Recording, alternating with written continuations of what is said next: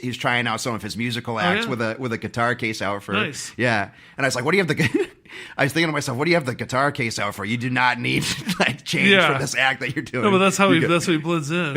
Yeah, that's funny. How did it go? Did people respond? Yeah, like a huge crowd kind of gathered around, and I think slowly they realized like, oh wait, I recognize this voice. And I think was he in disguise? He was. He had sunglasses and a hoodie on, so I don't think people knew it was him at first. But they eventually figured it out. Yeah, yeah. Largo, he was doing stuff with the keyboard, so I'm hoping Sandler's been kind of.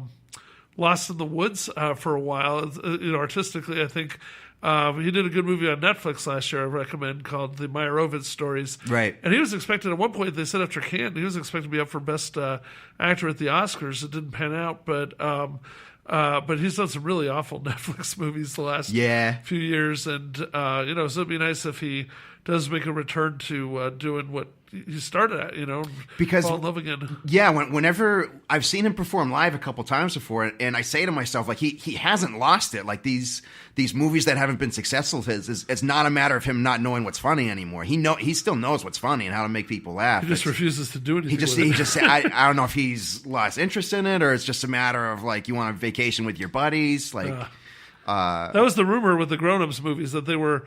Basically, hey, let's get paid to have vacation. Right, yeah. Because it was like just hang really out on the lake together. Movies. Yeah. Yeah. But yeah, the point being Largo, Sarah Silverman works out material there all the time, and Bill Burr, Tig Notaro, a lot of great comedians like to go there to work out material. So you never know who's going to pop in. Bo Burnham is amazing. He's there often, and this young kid who started at like 16, and now he's in his mid-20s, and he's disappeared for a while, but I found out he actually wrote and directed a movie, and which he may not even be starring in, I think. So that'll be interesting. Later this year, Bo Burnham, generally pretty clean-cut performer, coming out with a movie. So we're almost out of time, but we want to give a shout-out to a movie about a week early. It'll be out on the 16th of March. So, mark your calendars, check it out. It's called I Can Only Imagine. And if it's about basically the story behind the biggest Christian pop hit, I think, of all time. And Michael, I saw it, but a ways back. I have to refresh my memory. We'll probably talk about it a little more next week. But what are your early thoughts? You went to the press day and things like that? Yeah, I think it was a good movie. Much like the song itself, it has some great crossover appeal to it, where any audience can enjoy it and relate to it. We'll talk more specifically about our reviews of it next week. But yeah, I went to the junket for it recently at the Four Seasons in LA, in Beverly Hills rather. It was really interesting. The directors, it's a team of brothers, the Irwin brothers, and they do a lot of kind of faith-based films.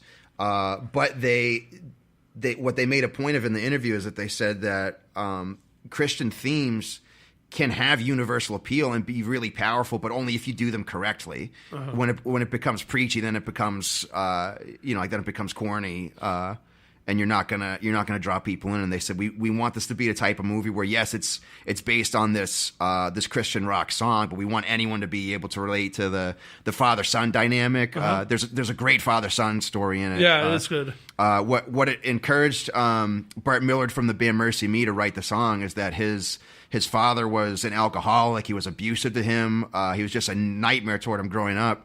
But then the father somehow just slowly started to realize the mistakes that he had made in the past and ended up really wanting to atone for his sins and started going to church and started reaching out to Bart again. And they ended up becoming best friends. Yeah. It's a really powerful which is story. An amazing thing. Yeah. Yeah. And also what I loved about the junket is the actress who plays Bart's girlfriend in the movie her name's Madeline Carroll. And she talked about how before she got offered this role, she was thinking of quitting Hollywood and walking away. Wow. Because her first gig was a modeling gig in some kids commercial when she was like 3 years old or something like that. And then she had some work when she was a kid, but then transitioning into adulthood, she was being offered all these roles where it meant nudity and things that she individually wasn't comfortable with. And she kind of had this moment where she was like, God, I feel like you're not talking to me through Hollywood anymore. Do you want me to leave? Because she was seeing these other her contemporaries, other young actresses taking these roles that she was turning down, and now they're famous. She declined to say which actresses in particular, but then she said then she got offered this role, and it's something.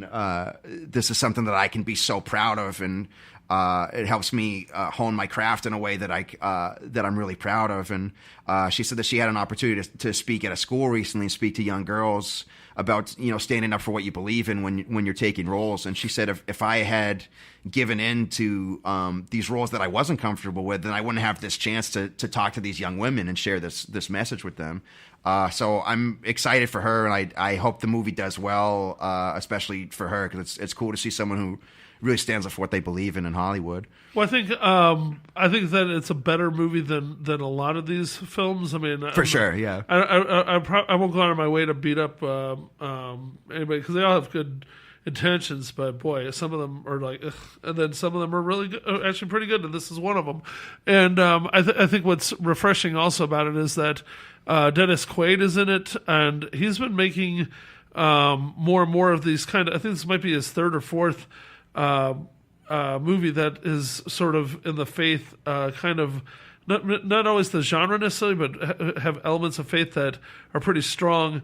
And I went and met him in 2010 on a junket for, it was a trip out to Hawaii, sponsored by Sony, for Soul Surfer, where he played the dad. That was the first one he did. And basically, he has an interesting story about how he remarried, I don't know how many years ago, after initially being married to Meg Ryan for a long time. And he had baby twins coming. And something went wrong with their birth, and the doctors treated the babies in completely the wrong, opposite way of how they needed to be treated for this odd, I think it was a blood-related condition they had, and it almost killed them. And wow. I think the babies are okay by miracle, because tons of people, he said millions of people, tweeted and wrote and said, we're praying. And he said he either was not a believer or had been very laid back all his life until that. And he said that really shook him up, and that he now, I don't know if he actually said I'm a Christian, but it seemed pretty obvious. I mean, he was saying that he says, you're going to see me doing more of these movies if they're good. And that he now reads the Bible and all that. And so I think that he plays a really good character as the father in this, and I think it was refreshing that they're not afraid when his character starts out abusive. They're not afraid to actually deal with that. It isn't sugar-coated, this movie, at all. It's definitely not R-rated or anything, but it's definitely also it's a mature depiction, family-friendly but very mature and straightforward depiction of very troubled family dynamics that get better. Yeah, the Erwin brothers mentioned how, yes, we pulled some punches so that this doesn't become, an abusive R-rated movie, and that we can keep the PG rating on it. But it's the relationship is documented in a way where you really get it. Like, wow, this father was he was really not a good father when Bart was growing up, and it must have been really hard on Bart. And yeah, I had a roundtable interview with Dennis Quaid at the junket. And another reporter who was in the room with me, she pointed it out. She's like, hey, is that a rosary you have around your neck, Dennis?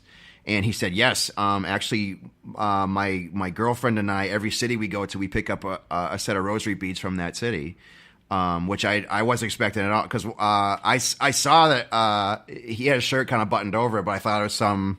like energy necklace, like a pipe cleaner type necklace or something like that sometimes you see people wear. But yeah, he was wearing rosary beads. Yeah, that's awesome. So, well, hey, we want to encourage people to check it out next week. And until next time, we're out of time for today. But I'm Carl Kozlowski. And I'm Michael Wahle. And you've been listening to Pope Culture. Thanks for tuning in.